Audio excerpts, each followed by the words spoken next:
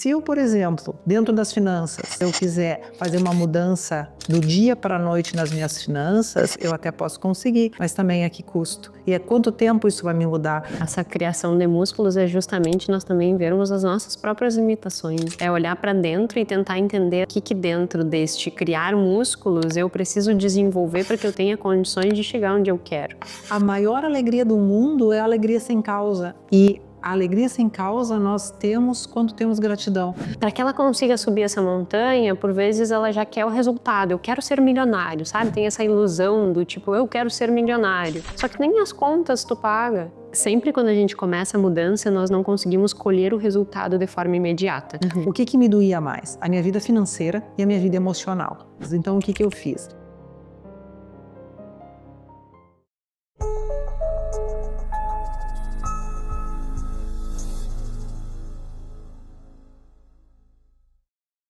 Seguimos ainda nessa perspectiva, né, do que nós queremos para 2025. Se você fez aí o intensivão de planejamento financeiro para 2025 que eu disponibilizei na semana passada, ele vai ficar aberto até o dia 19, você pode participar e o objetivo do intensivo é justamente que nós possamos olhar para todo o nosso ano e consigamos montar um planejamento mais adequado, pé no chão, para que nós realmente consigamos alcançar aquilo que a gente quer, né? Porque senão a gente segue se frustrando e eu falei muito disso nesse intensivão. Então te convido a acompanhar o intensivo que até o dia 19 vai estar à disposição.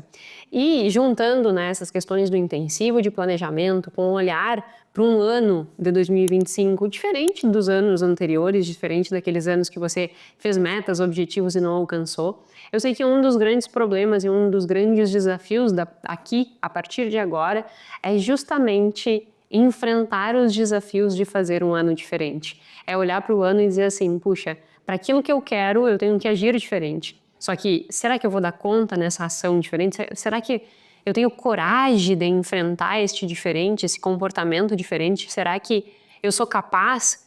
Ou daqui a pouco, será que nós não vamos nos paralisar? Então, o episódio de hoje é mais um presente para você que me acompanha, que é justamente discutir essas questões relacionadas ao medo da mudança, ao medo de mudar, ao medo de enfrentar o novo para alcançar os objetivos que tu tem, para alcançar a vida que realmente vale a pena ser vivido. E para discutir esse tema, nada mais, nada menos do que minha mames. Trago novamente a minha mames, minha mãe, para quem não conhece. O episódio que ela veio no final do ano passado, acho que foi no final do ano passado, né, mãe? Foi. Ela chegou a comentar um pouco sobre as mudanças, sobre enfrentar medo, e vários de vocês colocaram nos comentários assim, nossa, seria muito legal trazer a tua mãe para falar disso. Por quê? A mãe tem 65, né, mãe? Quase 66. Verdade! Agora em fevereiro, quase 66. E aí, vários colocaram, né, que, será que eu não sou velho? Aí a pessoa tem 40 anos, será que eu não sou velho para enfrentar essa mudança? Será que ainda dá tempo de construir uma vida que realmente vale a pena ser vivida? Então, sempre surgem essas dúvidas. E querendo ou não, eu tenho 32 anos, né, então a mudança para o jovem é mais fácil. Porque o jovem, ele ainda tem tempo na cabeça dele, né? E é um tanto mais propício ao risco, enquanto no momento que nós vamos alcançando uma idade maior, essa aversão ao risco, ela amplia-se ainda mais. Quando a gente fala na teoria da perspectiva, que é a base das finanças comportamentais, a aversão ao risco, ela aumenta com a idade. Então, muitas pessoas colocavam isso e colocam aqui nos comentários, né? Mas, Jéssica, será que dá tempo ainda para mim? Então, eu quis trazer a mãe porque a mãe mudou a vida dela completamente aos 60 anos e vem enfrentando mudanças, né? E se disponibilizando a encarar estas mudanças. E ao fazer isso tem galgado, digamos assim, uma vida que vale a pena ser vivida. Então, o objetivo aqui é que o exemplo dela e algumas coisas que eu vou trazer também, mas que principalmente o exemplo dela com a idade dela possa servir de incentivo, possa servir de um alerta não, né? Mas aquela docinho, não sei dizer assim, aquele incentivo de coração que possa fazer com que tu olhe para tua vida com um pouquinho mais de carinho, entendendo que sim, é possível.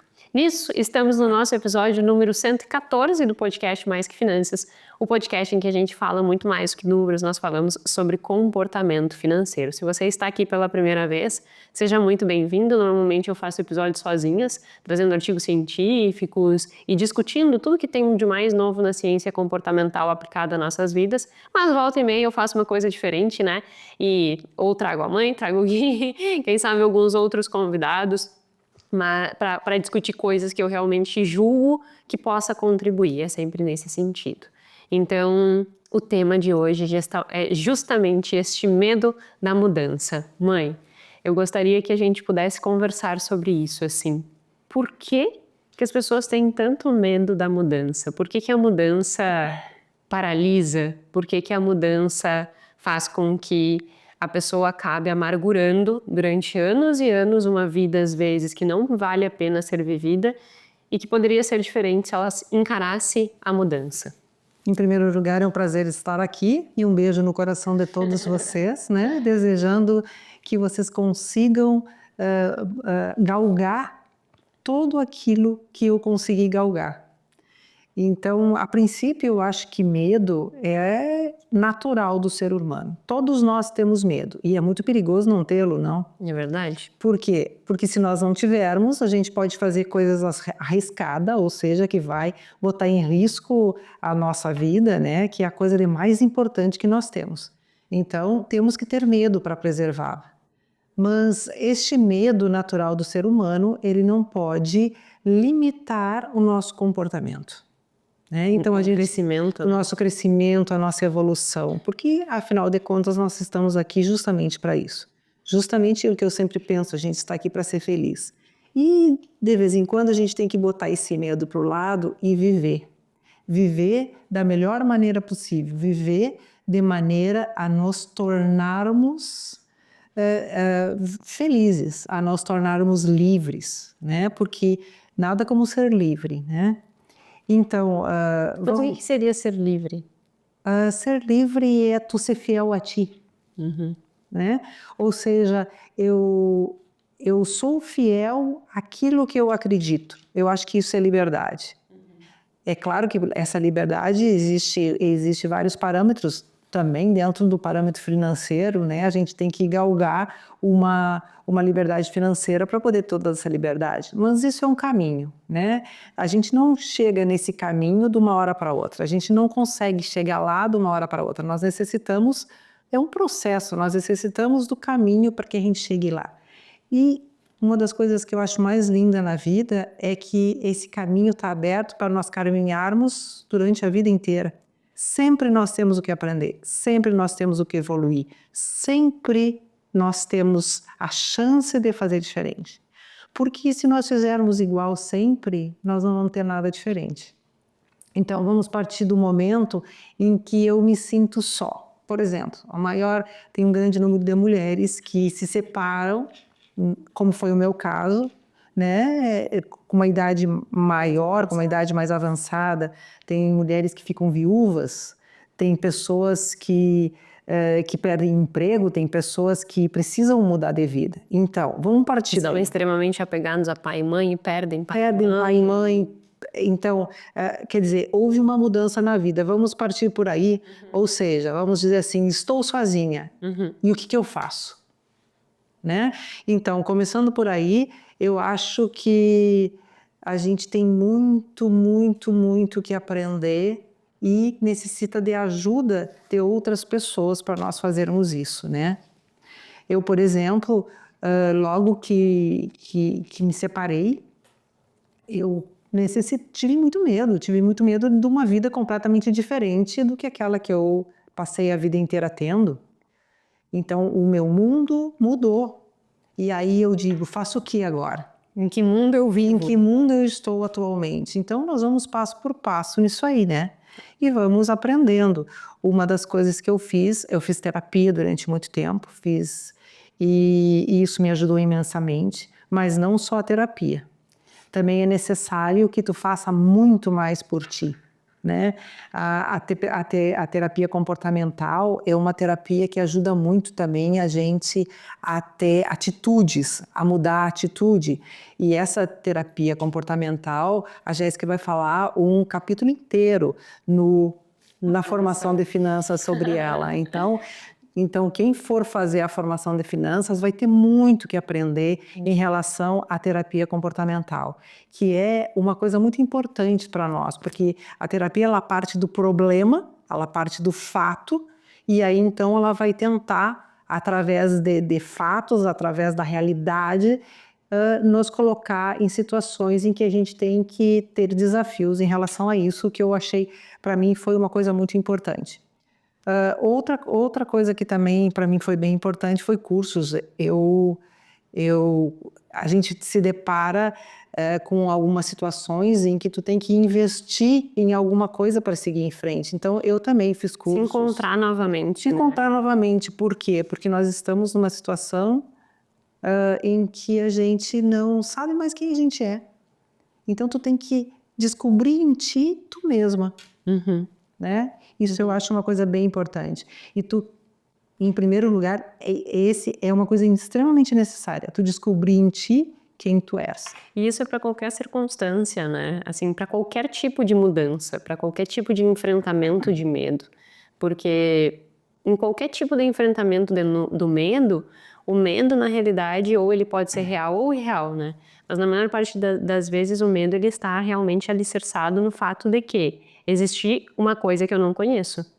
E dentro das finanças comportamentais, a gente entende que tudo aquilo que a gente não conhece, que nós falamos que não é familiar, nos parece mais perigoso do que realmente é. Quando nós olhamos algo e nós sentimos que aquilo é familiar, o simples fato de existir a familiaridade faz com que nós tenhamos uma percepção de mais conforto afetivo, de mais segurança, de mais... Assim, parece que aquilo ali é bom, mas na realidade aquilo ali só parece bom porque aquilo é familiar. E aí tudo que não é familiar parece ruim, quando na verdade esse ruim, na verdade é a vida boa que tu deveria nutrir para viver, né? E nesse processo, esse processo de autoconhecer, se identificar o que faz sentido para cada um, né, é imprescindível, porque eu não posso encarar o medo, nós estávamos falando ontem, né? A mãe estava comentando de viagens e que muitas vezes ela não gosta de fazer algumas coisas, tipo se atirar de asa delta, o que mais que tu estava dizendo? Entrar dentro de água que eu não conheço, tem certas aventuras que eu não gosto de fazer. Então eu me questionei, isso é medo ou eu não gosto de fazer isso? Né? Eu fiz um questionamento e eu acredito que não seja medo. Eu acredito que seja, eu não gosto disso. Então, por que eu vou me colocar numa situação de ansiedade se não vai mudar nada a minha vida? Então, tem certas coisas que não é necessário. Outras coisas... É imprescindível. É imprescindível. Esse discernimento é importante, né? E esse discernimento quem é que dá? Na minha humilde concepção, e tu pode trazer o que tu acha sobre isso. Na minha humilde concepção, o que traz esse discernimento de qual é o medo que vale a pena ser enfrentado é justamente o autoconhecimento e o entendimento de qual é a vida que eu quero construir para mim. O que é importante para mim, né? Qual é a vida que vale a pena ser vivida? Se eu consigo identificar qual é a vida que vale a pena ser vivida, eu consigo dizer sims e nãos. Se eu não sei, eu provavelmente vou me questionar, assim, me disseram, vai pular de asa deltas. Eu vou ter que ir pular de asa deltas, porque todo mundo diz que isso é ser a vida que vale a pena ser vivida. Tá, mas para aí, para mim pode ser que isso não faça sentido. Então por que eu vou encarar esse medo? O que faz sentido para mim? Eu, Jéssica, também não gosto dessas aventuras. Sim, isso eu acho bem interessante. Não gosto de entrar no mar, acho nojento. Pode ser, é coisa da minha cabeça, assim, mas não acho nojento a sensação que fica na pele depois, sabe? Então, eu não sou a pessoa que eu vou estar sempre dentro d'água, porque eu não gosto, acho aquela sensação nojenta, eu prefiro estar seca. E é uma coisa que é um exemplo extremamente simples, né? Um exemplo extremamente do dia a dia, mas que eu acho que nesse primeiro momento já faz com que a gente chegue nessa etapa, né? Bom, o medo ele é natural, todos nós temos e precisamos ter, é isso que nos manteve vivos, é isso que fez evolutivamente que nós conseguíssemos manter a nossa espécie. A partir do entendimento de que ele é importante, nós temos que discernir qual é o medo que é importante e que a gente tem que realmente nutrir e qual é o medo que, na realidade, tu vai dizer não porque não faz sentido para te encarar, né? Então, esse discernimento do que vale a pena para cada indivíduo não tem como acontecer sem passar por um processo de autoconhecimento, seja com terapia, curso, enfim, né? Exatamente, e nesse sentido é que o que a Jéssica está dizendo é muito importante, porque nem toda dieta que serve para ela serve para mim. Nem toda medicação que serve para A serve para B. Então, as experiências que eu tenho, os desejos que eu tenho, os desafios que eu preciso enfrentar é completamente diferente dos desafios de cada um. Sim. Então, nesse sentido, é necessário que exista um autoconhecimento para que cada um saiba aquilo que realmente faz sentido para si. Né? Para mim, eu sempre fui uma pessoa que gostou muito de desafios. Né? E fiquei parada uma grande parte. Então, aquilo brotou em mim. Eu preciso me desafiar. No primeiro momento, eu senti com medo, eu me senti ansiosa por demais, mas depois as coisas que vão ficando conhecidas, elas vão ficando mais tranquilas. Exatamente. É a familiaridade. Isso que é viés da familiaridade. Viés da familiaridade, vejam bem, né? Que a Jéssica está falando agora. Ou seja, a primeira vez que eu fui a São Paulo sozinha, meu Deus do céu, eu suava frio. De avião. Eu fiquei com medo de perder o voo, de não saber. E aí, o que acontece? Aí, vamos fazer o seguinte, o que de pior pode acontecer se tu se perder dentro do aeroporto? Eu acho que partindo daí, ou seja, partindo da realidade e chegando nos fatos... Que é o que a TCC traz, né? Que é o que a TCC traz, exatamente, né? E partindo dessa realidade, o que de pior pode acontecer? Eu me perder lá dentro. E aí? Eu tenho um telefone na mão, eu posso telefonar para quem eu quiser, eu falo a língua, eu posso procurar alguém que eu conheça. Então, os medos vão diminuindo quando a gente entra na realidade dos fatos.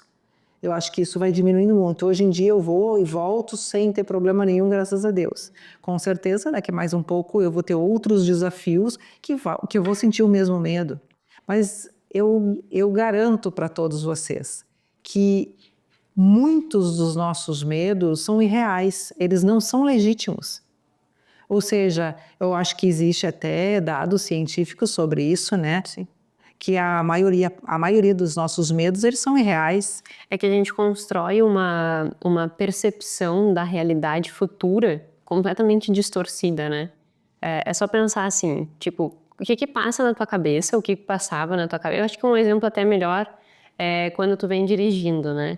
Esse é um bom exemplo. É um bom exemplo, assim, a mãe mora em Santa Maria e vem pra cá, que é Florianópolis, né? Onde eu moro, e ela vem de carro sozinha.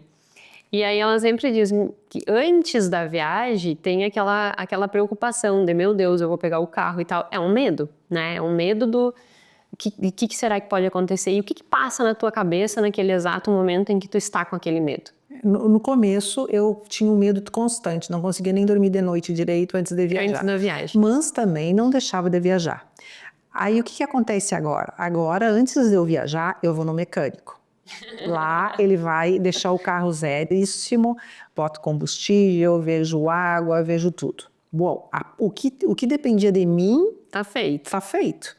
O que eu preciso fazer para que isso dê certo, tá feito. E isso eu acho muito importante. Ou seja, nós precisamos fazer o que depende de mim. O que depende de mim tá feito. Depois eu deixo nas mãos de Deus, durmo uma noite em paz, no outro dia pego o carro e venho embora. Mas a grande questão é que tu começou a trabalhar para não pensar na viagem, né? Não penso na viagem. Porque isso era uma coisa que te atordoava. Tipo, tu ficava imaginando como seria a viagem no trânsito, ou muito carro, pouco carro, chuva, não chuva, se perder ou não se perder, mas tem um medo de se perder, uma coisa assim, tipo, vão me perder. Bom, se você perder, bota o GPS, calcula a rota, né? Hoje em dia tudo é muito mais fácil do que antigamente. É que eu sou ainda do tempo que a gente usava mapa. Hoje em dia não se usa mais. Hoje em dia eu tenho o companheiro Waze que me acompanha. Pois é. Nunca deu errado, graças a Deus. Se perde, se acha, se perde, se acha. Perco, me acho tranquilamente, sem problema nenhum. Mas- Isso foi difícil? Sim. Foi uma caminhada. Mas todos os desafios têm suas dificuldades. Por isso que eles são maravilhosos no momento que a gente consegue chegar ao sucesso neles. Porque eles são difíceis, porque eles são trabalhosos, né? Quem não quer trabalho em nada não consegue ter uma vida boa. Porque é necessário que a gente se dedique àquilo que a gente quer. Senão a gente não consegue ter vamos dizer assim, a alegria do sucesso, de ter conseguido vencer uma etapa. E essas etapas, elas não precisam ser grandes. A gente começa com pouquinhas coisas, a gente começa com desafios pequenos, porque no começo não é fácil. Mas à medida que o tempo vai passando, tu vai aumentando esses desafios, vai aumentando esse desafio. É não querer fazer um desafio gigantesco sem nunca ter... É sempre pé no chão, é sempre dentro da realidade. A mãe diz, vou pedir para ela falar sobre isso. A mãe diz, eu sempre, né, quem me acompanha aqui já sabe que eu tenho um tantinho de ansiedade. E eu sempre tenho um ímpeto de ansiedade em resolver coisas, em chegar, em alcançar coisas, né? Tipo, sempre fico olhando e dizendo assim, não, mas eu vou fazer isso, isso e aquilo, e aí eu fico ansiosa em chegar lá. E aí, e às vezes não acontece no tempo que eu quero. Tipo assim, eu quero que aconteça em 1 ano, acontece em 5. Aí a mãe sempre me olha e diz assim, minha filha, tu tem que construir músculos. Tu tem que construir músculos, porque tu tá enfrentando um medo, que é o novo, que é se desafiar. Então tu tá fazendo a sua parte. O que depende de você, tu está fazendo. Agora o que tu tem que fazer é criar músculos. Porque é com esses músculos que tu vai conseguir ir mais longe. Então, por que tu me diz isso? Agora é privilégio. Vocês, eu passando os ensinamentos que a mãe me dá e tentando, de alguma forma, decodificar esse conhecimento, né? Da onde ela tira essas coisas que são tão significativas para que eu também possa viver melhor. E se eu vivo melhor, pode te ajudar a viver melhor também, encarar esses medos de uma forma mais pé no chão, sem se ansiar tanto e sabendo que a vida, as coisas acontecem na hora que tem que acontecer e não na hora que a gente quer que aconteça. Aí a mãe olha pra mim ainda e termina e diz assim, tenha fé, minha filha. Na verdade, eu não sei, é uma coisa intrínseca da gente. Quando a gente ama, a gente ensina. E ensina muito daquilo que a gente aprendeu, né? Esse negócio de ter músculo, eu sempre digo, para te subir uma montanha, tu precisa ter músculos nas panturrilhas, tu precisa ter músculo nas pernas, tu precisa ter força para chegar lá em cima. Então, antes de subir, tu tem que fazer o que tem que ser feito, ou seja, vai numa academia, vai caminhar, vai se preparar para que tu tenha força para subir. Então, é necessário que tu crie esses músculos. E esses músculos que eu estou falando nas pernas, eles são músculos emocionais, né? São músculos para te poder vencer de uma maneira tranquila, de tu não entrar no desespero, de tu não querer parar no meio e voltar para trás quando existe um caminho lindo para percorrer. Parar no meio de um caminho e voltar para trás. Para quê? Se atrás tu já conhece, tu sabe o caminho e tu sabe que tu não foi feliz lá, porque se tu quis caminhar para frente, significa que atrás não estava bom. Porque quem está ótimo num lugar não quer andar para frente, não quer sair do lugar. Então, se tu te mexeu e tu tá insatisfeita com o mundo que tu vive, tu tem que sair daquele lugar, porque senão tu vai continuar insatisfeita cada vez mais. E aí que eu digo, vamos criar músculo, ou seja, vamos nos preparar para esta mudança emocionalmente, fisicamente, intelectualmente, financeiramente, ou seja, é necessário que a gente tenha um preparo para que a gente possa seguir o caminho e não voltar para trás. Porque se tiver que voltar para trás, ok, mas não é uma fase. É uma fase, não é tempo integral. Fases são coisas que passam na vida. A gente não passa uma vida inteira na adolescência, uma vida inteira numa fase ruim ou numa fase boa. As fases vão mudando. E o que eu digo sempre é que o que a gente tem certeza na vida é da mudança. A única coisa que jamais muda é a mudança, porque ela existe sempre na nossa vida. Sempre existe uma mudança. E quem não mudou em nada durante toda a vida morreu, não viveu, não passou por etapas, não passou por fases. E essas fases nós temos que tirar dela as melhores coisas, ou seja, adquirir músculos em cada fase para continuar subindo a montanha e chegar no pico. E às vezes essa criação de músculos é justamente nós também vermos as nossas próprias limitações, né? É olhar para dentro e tentar entender assim, o que dentro deste criar músculos eu preciso desenvolver para que eu tenha condições de chegar onde eu quero. Por exemplo, uma pessoa que está com problemas financeiros ou uma pessoa que está com dificuldade de pagar suas contas, uma pessoa que não consegue nem se organizar, sabe? Assim, quanto eu ganho, quanto eu gasto, é impulsiva no seu consumo, antecipa prazer que não pode pagar. Para que ela consiga subir essa montanha, por vezes ela já quer o resultado. Eu quero ser milionário, sabe? Tem essa ilusão do tipo, eu quero ser milionário. Só que nem as contas tu paga. Tu não tem um mínimo de organização. Como que tu quer chegar lá se tu não fez nada aqui que precisava para que tu chegasse lá, né? Então, isso também gera medo. Se a gente puder falar um pouquinho disso, que o medo não é só da mudança no sentido de caminhar para o novo, mas o medo também é encarar de frente a necessidade de ter que realizar mudanças em si mesmo. Mas sem essas mudanças em si mesmo, tu não consegue caminhar. Então, eu vou contar um pouco da minha experiência nesse sentido, entende? Porque logo no começo da minha vida solo, eu passei por isso. Então, eu não estou dando conselhos para ninguém, eu estou só contando o que aconteceu comigo. Uhum. Pode ser que para ti ou para ti isso não sirva. Para mim serviu. Uhum. Então, eu acho que quando a gente sai de um lugar, a gente está tão emaranhada em tantas coisas, tu está tão emaranhada na tua vida passada, emaranhada na tua vida financeira, emaranhada na tua vida emocional, emaranhada, inclusive, até na tua vida funcional. Sim, então não tem uma vida funcional que faça sentido, né? Não faz exercício, não come bem, não tem uma rotina adequada, não dorme direito, que às vezes as pessoas negligenciam. O que é uma vida boa? Tu ter uma rotina que seja saudável também, né? Então, eu naquele momento, eu tinha 2 aspectos fundamentais para mim que eu estava completamente nosada. E eu vou ter que fazer alguma coisa nesses 2 sentidos, porque eu não vou poder resolver todos, então eu vou começar pelos aqueles que me doem mais. Uhum. O que me doía mais? A minha vida financeira e a minha vida emocional. São 2 coisas que realmente eu não poderia ir para frente se eu não resolvesse essas 2 coisas. Então, o que eu fiz? Eu fiz cursos disso. Eu peguei 2 mentorias, uma mentoria financeira e uma mentoria emocional, né, que trata para aspectos psicológicos, evolução do meu eu, uhum. Né? Inclusive o Gui e a Jéssica que me levaram a Curitiba. Perto de Curitiba era, né? Perto de Curitiba, eu fiquei 7 dias lá num evento presencial onde eu me expus a experiências que me ajudaram imensamente.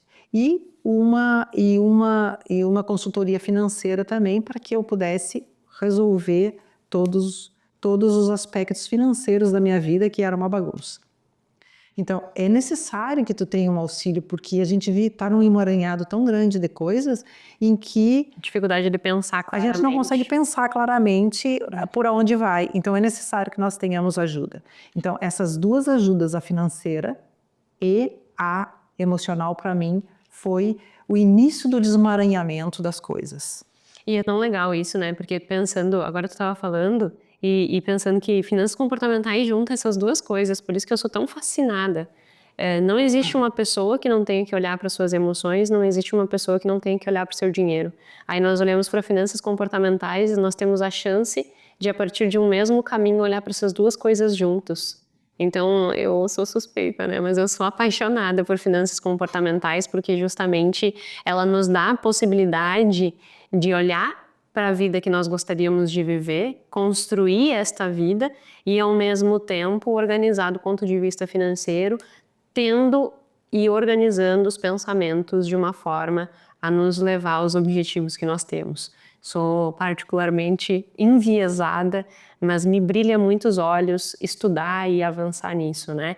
E aproveitando esse tema, quero aproveitar para dizer que as inscrições da formação para finanças comportamentais está aberta.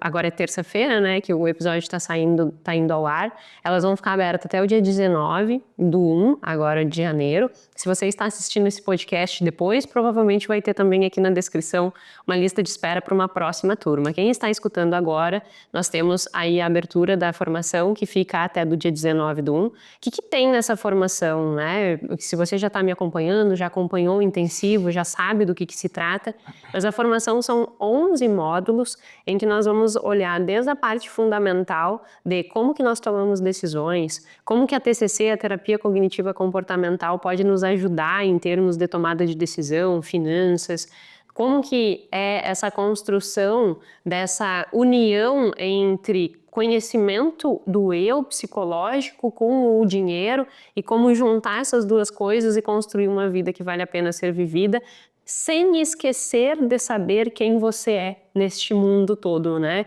Então, fazendo esses exercícios de autoconhecimento. E aí a formação tem tudo isso nesses 11 módulos em que você vai conseguir entrar, mesmo que você nunca tenha estudado o tema, se aprofundar em todas essas questões, se aprofundar em ti mesmo, e tanto para você, se é para pessoa, né, usar em uso próprio, digamos assim, quanto principalmente, não principalmente, mas aqueles que são consultores, planejadores financeiros, eu diria que é imprescindível adquirir um conhecimento desses, porque não tem como tu conduzir uma pessoa a viver melhor, a ter uma boa relação com o dinheiro sem que tu saiba como olhar para as questões emocionais dela. Então, eu acho que assim, para qualquer pessoa é extremamente útil, porque vai fazer viver melhor. Para consultores e mentores financeiros é imprescindível. E olha que eu sou uma pessoa extremamente crítica, aprendi com a minha mãe a ser crítica e tendo absoluta certeza que tu não vai encontrar nada no mercado que tenha profundidade disso.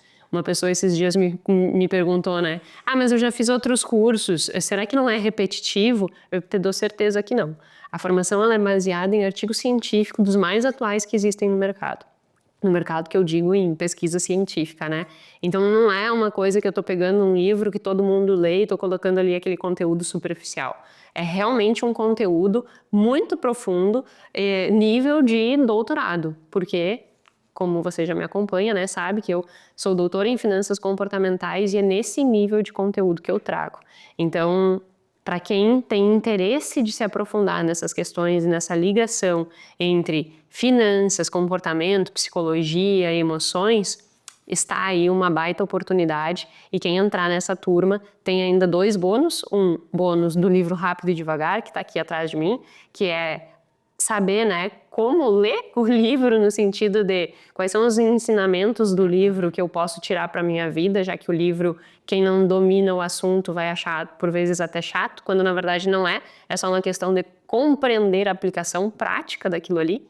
E além disso tem um outro mega bônus que eu vejo como um grande diferencial para esta turma, que é justamente a questão de ter um módulo bônus para consultores e mentores financeiros. Então, se tu é mentor e consultor financeiro, tu vai ter toda a formação e no final tu vai ter um módulo bônus que vai te dizer assim, todos esses conhecimentos, como que tu encaixa para fazer um atendimento? Como que tu encaixa se o cliente te traz um problema, como que tu conduz aquele tipo de problema, quais as ferramentas que você usa, como você cria uma metodologia, qual é a estrutura de uma metodologia baseada em comportamento. Então, tudo isso vai estar também neste módulo bônus. Então, desculpe o tempo que eu ocupei em a mãe aqui, só escutando a propaganda, mas eu sou tenho muito cuidado, né, com fazer propaganda e fazer isso, fazer aquilo, e por vezes eu fico achando que, na verdade, eu estou impossibilitando, né, eu estou sendo egoísta de não expor para você ter acesso a esse tipo de conteúdo. Aí eu não exponho a qualidade do conteúdo, aí você vai lá e olha e diz, acho que não é para mim, e vai lá e compra um outro curso que não tem nem a metade do que tem na formação. Então eu tenho, assim, muita segurança em dizer que o curso está muito, muito bom e que você vai tirar muito proveito para melhorar a sua vida. Enfim, voltando. Fazendo mais uma propaganda do curso da minha filha. Na época, eu tive que fazer 2 cursos separados. Cursos não, fiz 2 mentorias separadas, né? A de finanças e a de comportamento, parte emocional e TCC, né?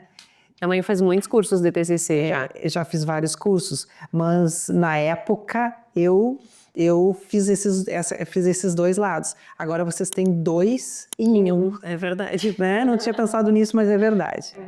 Eu quero dizer para vocês que para mim deu muito certo. Eu vivo hoje uma vida que vale a pena ser vivida. E isso faz 6 anos, né, mãe? Isso faz 6 anos. Eu não digo que eu não vivia uma vida que valia a pena ser vivida, a vida toda vale a pena ser vivido. O que eu digo hoje é que a minha vida mudou. Eu mudei a vida e continuo vivendo uma vida que vale a pena ser vivida, né? Então, hoje em dia, o meu propósito, porque eu acho uma coisa importantíssima a gente ter propósito, sabe? Eu acho que todas as pessoas têm que ter um propósito. Todas as pessoas, assim, para viver bem, elas têm que viver com propósito. Elas têm que ter um sonho realizável, né? Porque também não adianta sonhar coisas que tu não pode realizar. Então, eu acho que tem que ter propósito. Tem que ter... tem que querer fazer coisas. E assim a gente vai vivendo o dia a dia. Eu gosto muito de viajar, eu acho que nós expomos tudo aqui, né? Inclusive estou preparando uma viagem para maio, então a gente se envolve com essa viagem, a gente vive antes. Antes de viajar, a gente vive a viagem, chega lá e vive de novo, uma outra experiência. Então, para eu conseguir fazer tudo isso que eu faço hoje, eu precisei fazer uma reestruturação. Esta reestruturação de vida. Porque se eu vivesse da mesma maneira de 7, 8 anos atrás, eu não conseguiria fazer isso. Então, eu tenho esse propósito, viajar, me relacionar com as pessoas. E isso é uma coisa muito importante também, né? Se relacionar com as pessoas, né? Tu estava dizendo dessa questão, né, da fazer a viagem e preparar a viagem e organizar a viagem. Tudo isso também é novo, né? No sentido de, assim, enfrentar um desafio. Ah, sim, com certeza. A mãe, o ano passado, ano retrasado, veio da Europa sozinha, né? E aí aquela coisa de, meu Deus, eu vou pegar aqueles aeroportos gigantescos e eu vou precisar vir sozinha e se eu me perder lá, enfim, todas essas coisas. Eu acho que é interessante porque por muitas vezes nós achamos que o medo ele vai ser apresentado só com coisas que realmente nos colocam em risco, né?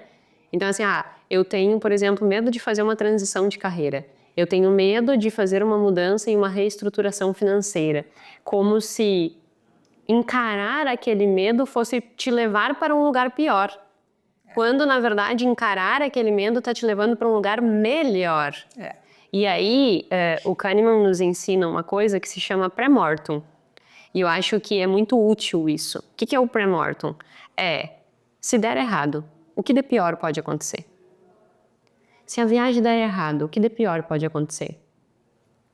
Pegar um voo e voltar para casa. Se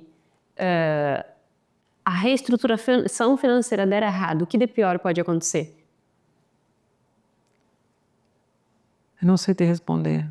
Se a reestruturação financeira der errado...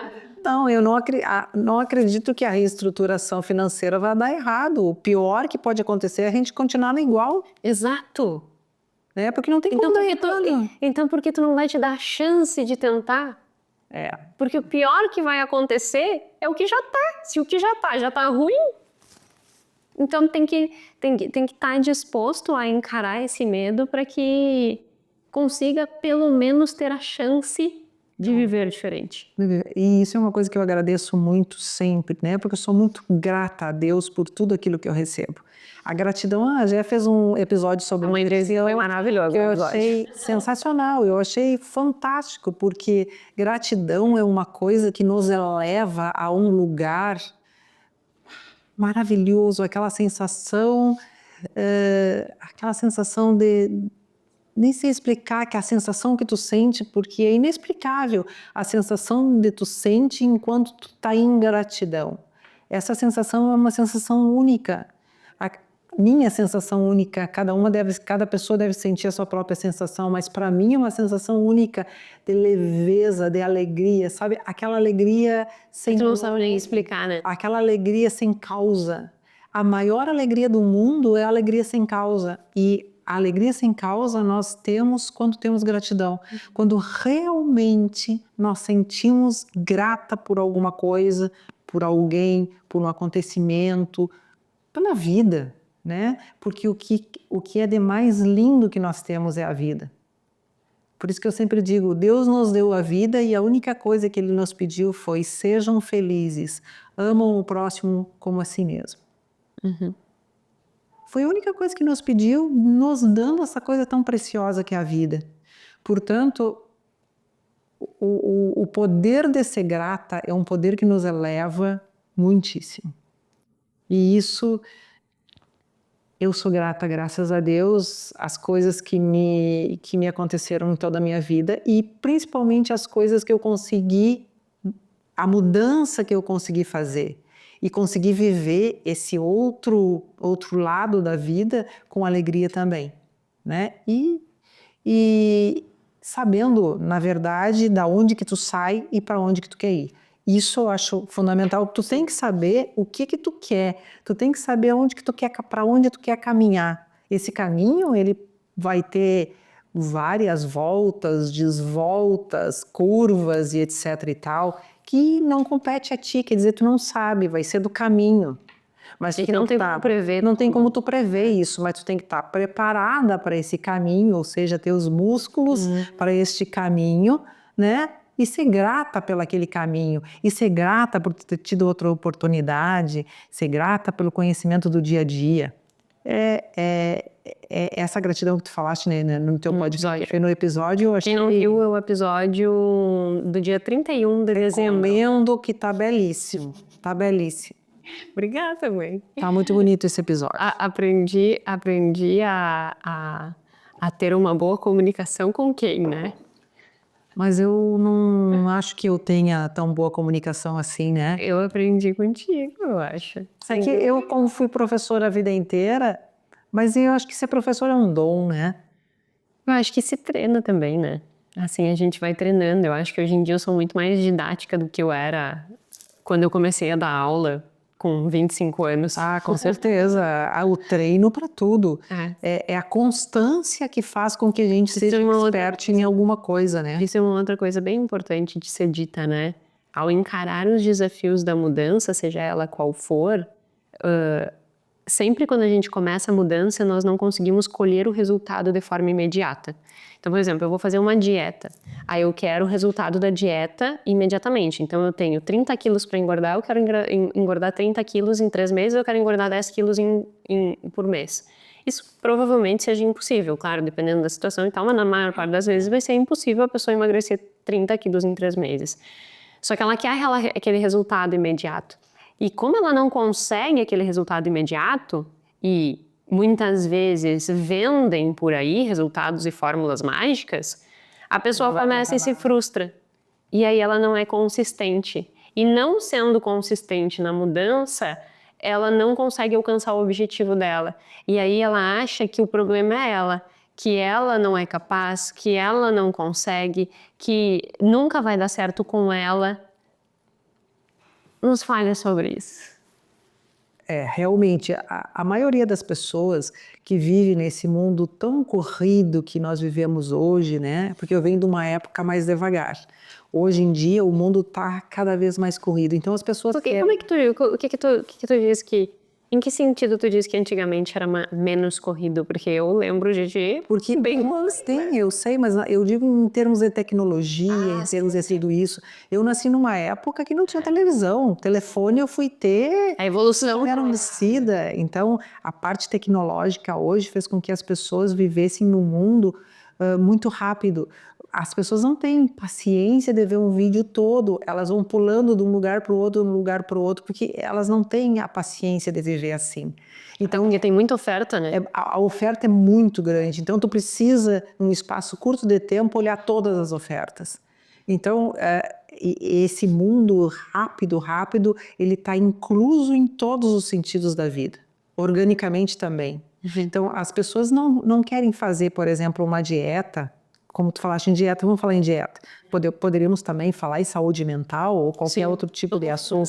Ou financeira também. Porque também não é uma fórmula mágica que em 3 meses tu vai resolver. Então, lembra de uma vida. Não existe fórmulas mágicas. Nem não existiu na minha época e muito menos existe hoje em dia.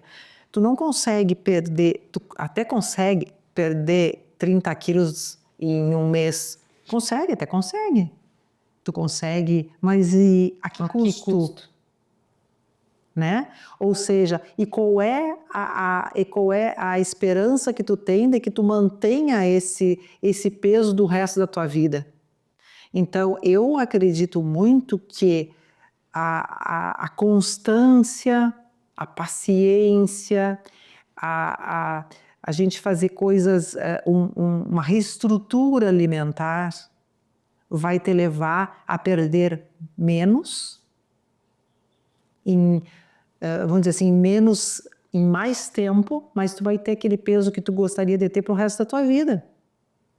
Claro que, à medida que a idade vai indo, o teu corpo vai mudando, mesmo que teu peso continue mesmo, o teu corpo vai mudando, etc e tal, nós não vamos entrar nesse problema hormonal aqui, mas nós temos uma estrutura que vai durar muito mais tempo. Se eu, por exemplo, dentro das finanças eu quiser fazer uma mudança do dia para a noite nas minhas finanças, eu até posso conseguir, mas também a que custo? E quanto tempo isso vai me mudar? Porque eu posso...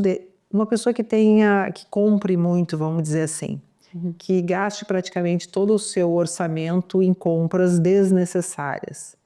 Se ela não fizer uma terapia, se ela não fizer um ajuste em tudo isso, ela dificilmente vai conseguir que isso se vá por muito tempo, porque na primeira desafio de ter aquelas coisas na frente, ela vai cair em tentação de novo e vai fazer. Isso acontece com as finanças, isso acontece na comida, isso acontece na vida como um todo. Então, eu me sinto muito mais segura em fazer uma coisa que tenha processo, que tenha começo, meio e fim, para que eu consiga manter aquilo que eu quero pro resto da vida. Tu estava falando aí, eu estava lembrando de uma questão, e isso é ser constante, né? Tu estava dizendo de ser constante, mas tu estava falando de compras e eu estava pensando sobre um aspecto de compras. Eu não tenho necessidade nenhuma de compra, né? Eu não tenho esse ímpeto de consumo e de necessidade de coisas.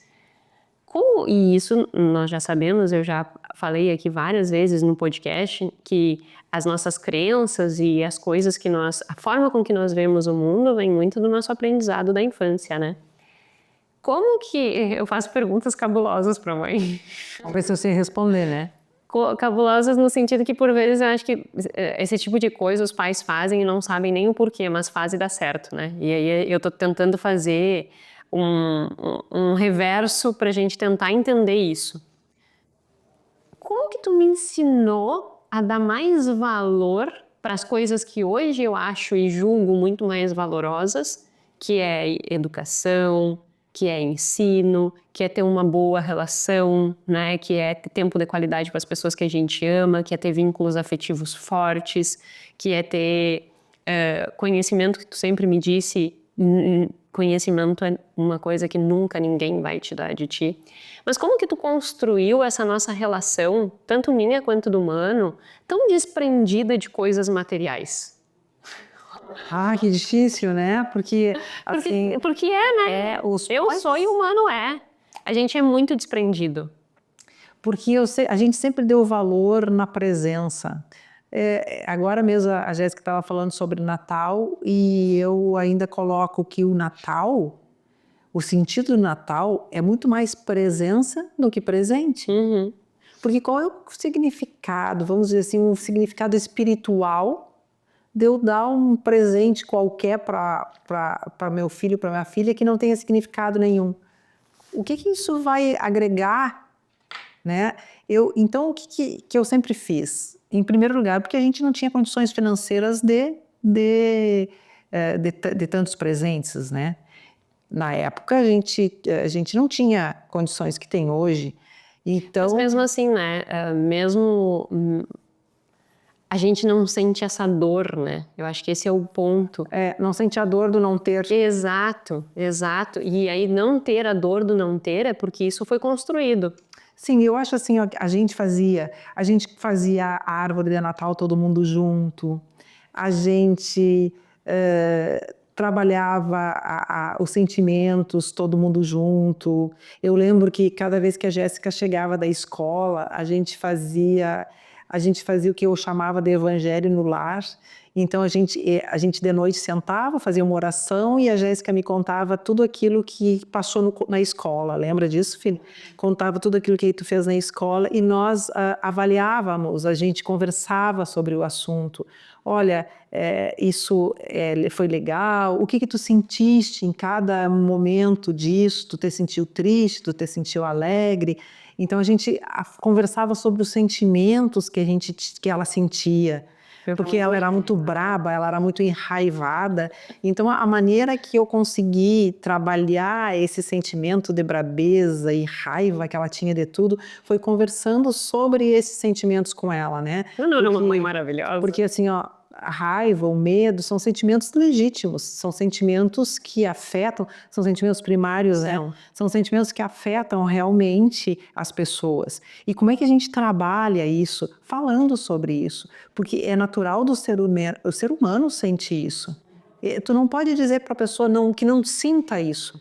Porque tu nunca me disse. Porque se tu bloquear esse sentimento na pessoa, a partir de determinado tempo, isso vai aparecer de outro modo. Então, tu tem que conversar sobre esse sentimento, ver qual é a validade desse sentimento, se realmente ele é necessário, se não dá para transformar isso em uma coisa mais leve. Então, nós conversávamos muito todos os dias depois da aula. Tinha um momento em que a gente conversava sobre isso. Então, a gente foi construindo dentro do nosso lar uma relação de amizade entre nós. Então, isso eu acho importante, o que nós estávamos conversando agora há pouco. Hoje em dia não tem tempo para isso. Hoje em dia as pessoas não têm tempo de sentarem com os filhos e conversarem sobre as coisas, e sentirem o que cada filho está sentindo e conversarem sobre eles, sobre isso. A conversa é uma coisa especial, é necessária. E hoje em dia, cada um pega seu telefone e cada um se enfia ali dentro dele. Ninguém sabe um do outro. Um dia desses um pai me falou que conversava com o filho pelo WhatsApp dentro da sua própria casa. Deve ser moderno isso, né? Eu não sei, mas eu fiquei impressionada. Eu fiquei também. Né? Então vejam bem, são maneiras diferentes de lidar com sentimentos. Eu acho que todo sentimento tem que ser dito, sentido e muitas vezes avaliados, transmutados. Então, só assim, né? Isso é autoconhecimento. Para a gente realmente saber o que eu estou sentindo. Isso é uma pergunta importantíssima que eu acho que a gente deve se perguntar cada vez que a gente está sentindo alguma coisa. Isso também é da TCC, né? O que tu está sentindo? Aconteceu uma coisa. O que passou na tua cabeça? O que passou na tua cabeça? O que tu está sentindo? Esse sentimento, ele é real? Ou é um sentimento que não é o fato em si que faz tu sentir aquele sentimento? É um fato que aconteceu há muito tempo atrás e que tu trouxe esse fato e esse sentimento de um lugar que não é esse. Então, o conhecimento de si próprio é importantíssimo. É tudo na vida. Será que isso eu acredito que sim, do ponto de olhando para a ciência, né? A ciência nos diz que quem tem vínculos afetivos fortes tem menor necessidade de consumo. Porque talvez isso tenha sido uma fonte de nós sermos tão desligados com o consumo. Mas além disso, como que era a tua conduta no dia a dia em relação a compras e ensinar? Porque eu acho que pode ajudar mais pessoas que ou têm filhos, né? Ou mesmo se entender, tipo, como que o meu pai e a minha mãe lidavam com o consumo e como que isso faz com que hoje eu lide com o consumo. Porque se hoje eu lido com o consumo comprando só o que é necessário, significa que tu me ensinou alguma coisa sobre isso. A gente sempre comprou o que era necessário em todos os departamentos, assim, por exemplo, quando as crianças eram pequenas, brinquedos, por exemplo. Nunca teve isso. Os brinquedos, o que é necessário para uma criança brincar? E eu me lembro sempre que eu guardava, isso eu aprendi também, eu tenho uma comadre que também tinha os filhos junto comigo. Teve o filho mais velho dela junto comigo e a gente conviveu muito junto durante o nascimento dos nossos filhos e eu aprendi muito com ela isso. Ela guardava os brinquedos e fazia um rodízio de brinquedo com as crianças, com os filhos dela, e eu aprendi também a fazer dos meus, entendeu? Então, assim, quando esvaziava o brinquedo, aquele brinquedo, aí eu trazia um brinquedo novo para que ele pudesse brincar de novo com aquilo e aproveitar todo o possível daquele brinquedo. Aí depois trocava de novo. Aí trocava de novo. Mas na época a gente tinha uma vida muito rural. Então as brincadeiras eram muito fora de casa. O que não acontece hoje em dia também, né? Então a gente brincava, não tinha telefone, nada disso. Então hoje em dia aquilo que tu precisa é completamente diferente. Hoje em dia, uma criança de 6 anos precisa de um telefone. Naquela época não existia. Não, porque eu acho que não é necessário uma criança de 6 anos ter um telefone. Sabe, mas hoje em dia... E como impor esse limite? Porque eu acho que esse é um outro ponto que as pessoas têm dificuldades. Consigo mesma e com os outros. Eu acho que tu sempre impôs limite para mim, de uma forma muito amorosa, mas nunca sem impor o limite, sabe? Nunca eu fui uma pessoa que me passei nas coisas, porque eu sempre tive limite. Daqui tu pode, daqui tu não pode. E não tem conversa. Só que tu sempre fez de uma forma muito amorosa. Como impor limites sendo amorosa? Porque eu acho que impor limites educa para também eu ter uma consciência financeira. Porque o que os estudos nos mostram hoje? A principal característica que uma das, né, mas é realmente uma das principais que faz com que a pessoa tenha sucesso financeiro é ter autocontrole. E para que tu tenha autocontrole, tu tem que ter limite. Ninguém que não tenha limite vai ter autocontrole. Como dar limite com amor?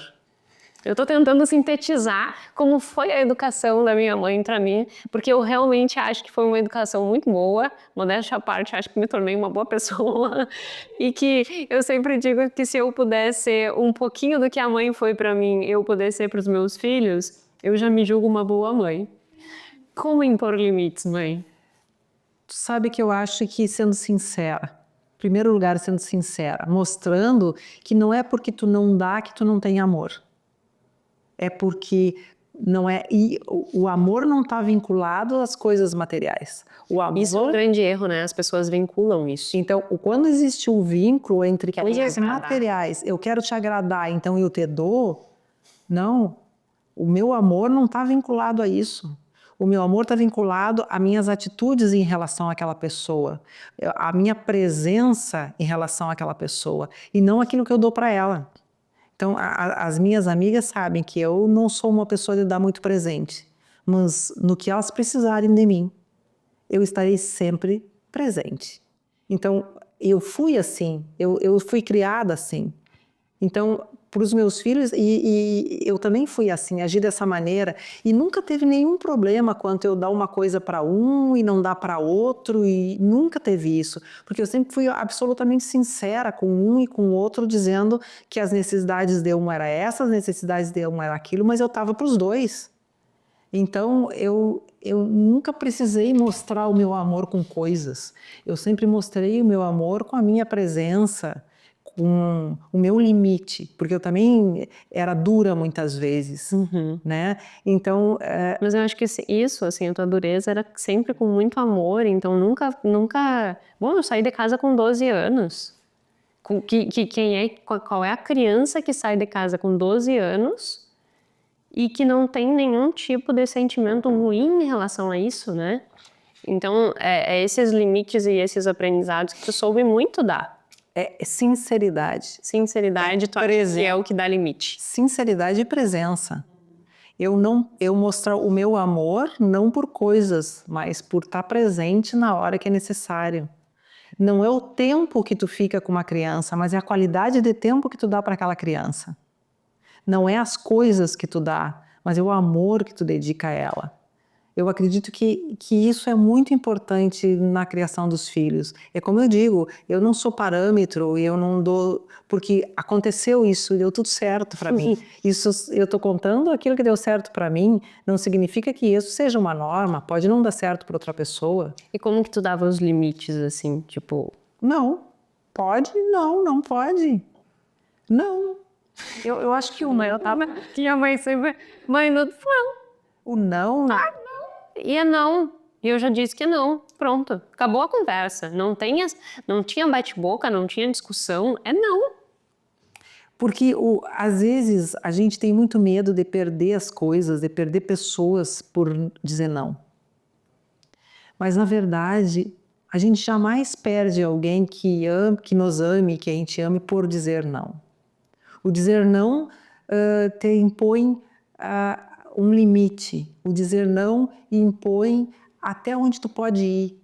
O teu lugar, cada um no seu quadrado. Se tu dizer sempre sim, não vai ter quadrado para ninguém. Todo mundo vai viver num quadrado só. E cada um está no seu quadrado. Volta e meia tu vai no quadrado do outro. Mas a tua individualidade é única, é tua. E se tu disser sim para tudo, tu nunca vai ter essa individualidade.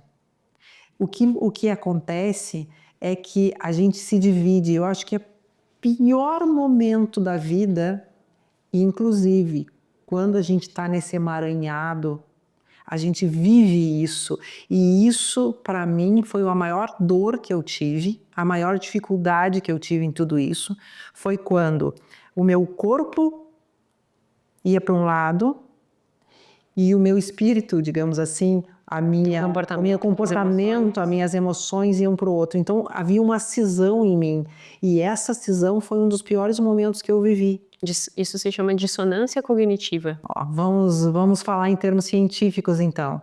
Essa situação é uma situação... É conflito, né? Conflituosa para as pessoas. Então, se tu disser sim sempre, tu vai viver nessa dissonância cognitiva o tempo todo. E isso te bota num emaranhado que tu não consegue sair. Tem que chegar num ponto em que os teus sentimentos, o teu comportamento e o teu corpo vão para a mesma direção. Ou seja, é não, é não. Eu não vou dizer sim e achar que eu deveria dizer não. Isso é uma coisa extremamente conflituosa. Então, é uma coisa que se deve sempre pensar. E às vezes as pessoas acham que impor limites vai fazer com que os filhos achem ruim, né? Tipo, eu vou magoar porque eu vou dizer não e tal. Quando na verdade isso também é necessário, né? Claro que sim. Eu lembro que isso eu dizia muito para meus alunos, né? Eu falava muito sobre isso. Porque, na verdade, eu sempre gostei muito de conversar, principalmente conversar mais profundas, conversar essas coisas mais intrínsecas do ser humano, conversar sobre o ser humano, sobre ser, né?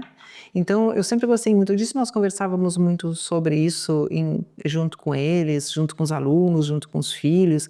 Então, a gente conversava muito sobre isso, sobre o caminho que as pessoas levam para chegar onde elas querem. E esse caminho tem que ser um caminho de constância, um caminho de amor e um caminho em que tu esteja fazendo coisas que tu acha correta. Se estiver assim, ok, tu vai para frente e vai caminhar. Isso que eu chamo de músculo. Mãezinha, muito obrigada por mais essa conversa maravilhosa. Espero que tenha incentivado mais pessoas que possam olhar para suas vidas com entusiasmo, com esperança de poder nutrir uma vida diferente daquelas que estão nutrindo, e entendendo que não é um caminho sem espinhos, que pode ser uma rosa, mas para chegar na rosa, no caule tem alguns espinhos que, sem conseguir lidar com aqueles espinhos, tu nunca vai poder desfrutar da beleza da rosa, do perfume da rosa. Ai, como nós estamos. E eu agradeço o convite e convido todos vocês a fazer a formação de lideranças comportamentais, porque eu vou dizer para vocês, vocês não vão se arrepender. A gente começa a galgar um lugar que é nosso e que só o conhecimento vai nos levar. Isso é uma coisa que tu sempre me disse, né? Vou me arrumar, vou isso, me aquilo. Tu sempre me incentivou muito também, né? A estar bem apresentada. Mas tu sempre me disse isso, né? Beleza acaba. A única coisa que não acaba é o conhecimento. Isso ninguém te tira. Então, é mais um aprendizado que eu tive com a minha mãe, que beleza, essas coisas, a gravidade, ela vai fazer cair em algum momento, né? Mas que o conhecimento nunca acaba. Então, que vocês possam investir no conhecimento e que tenham certeza que do lado de cá eu estou fazendo todo o esforço para que seja uma coisa que você nunca viu e que realmente vai contribuir efetivamente na tua vida. Eu não sou uma pessoa de ficar enrolando ou dando coisas que não façam sentido. A formação, ela está realmente riquíssima. Então será um prazer te receber na formação. A formação, ela tem 11 módulos, como eu já disse, né? Nós temos encontros ao vivo toda segunda-feira. Então é liberado o módulo e aí depois que o módulo é liberado, fica uma semana, toda segunda ao meio-dia, nós temos encontro durante quase 3 meses para que a gente possa discutir o que foi ensinado naquela semana e tirar as dúvidas, e assim sucessivamente. E tem mais uma surpresa, né, que é o presencial, que alguns vão ganhar e os outros vão ter também a possibilidade de comprar, além do que tem esses bônus que é exclusivo para essa turma. Te espero então na formação, tenha certeza, né, que é um mergulho profundo para que você se conheça e melhore a sua vida, e se você é consultor ou planejador, que você também consiga levar isso para a vida de outras pessoas. Mais uma vez, muito obrigada, mãe. Espero que você tenha gostado e que, assim como eu, tenha aprendido com a minha mãe, que é maravilhosa, e que você leve os ensinamentos dela para a sua vida. Tá bom? Beijo grande e até a próxima.